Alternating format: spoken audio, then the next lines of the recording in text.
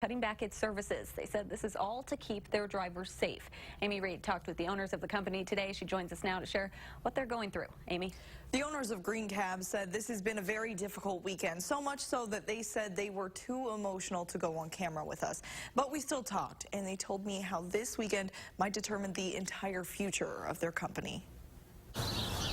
Green Cab's fleet is almost all accounted for, all sitting here in near silence at home base instead of out taking passengers.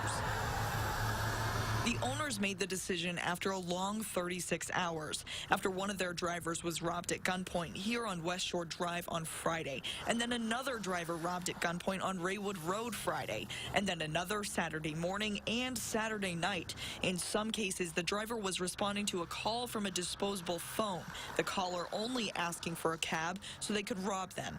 And with 4 drivers threatened, some with guns to their head, one with a weapon held to their neck, the owners decided it was no longer safe for any of them to be out.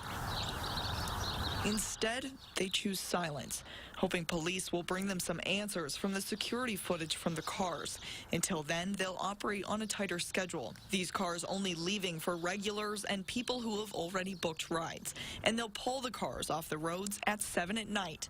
The owner said it's technically against city ordinances for a cab company to do so, but they said in order to run a safe company, it's what has to be done. We called around to other taxi companies, and those that were around on Sunday said they aren't seeing this violence with their drivers, though this isn't the only violence surrounding cars that we've seen lately, with multiple carjackings in the past few weeks, but right now we're not sure if those are connected. Amanda? Thank you, Amy. That string of armed robberies in Madison continues, with 2 more happening last night. Police say they're investigating an alleged armed robbery around 9 o'clock last night on the 600 block of South Shore Drive. That's near Monona Bay. Officers said 2 men in their 60s and 70s were in their home when 2 armed suspects broke in and demanded money. The suspects left the home with some of the victims' property after beating them up. Anyone with information is asked to call the Madison Police Department.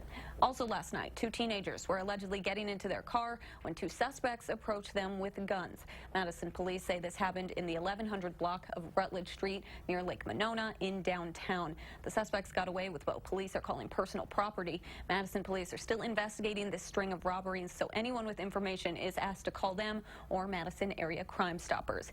If you think there's been more robberies in Madison this year, you may be right. We broke down some of the numbers for you. Since Monday, there have been at least 9 cases related to armed robberies in Madison. These are cases police believe are significant enough to release information on. In the last week, 2 people have been arrested for crimes related to robberies. To put this into perspective, there have been roughly 18 crimes related to robberies in this month alone. Last year, at this point in the month, there were roughly 13 crimes related to robberies.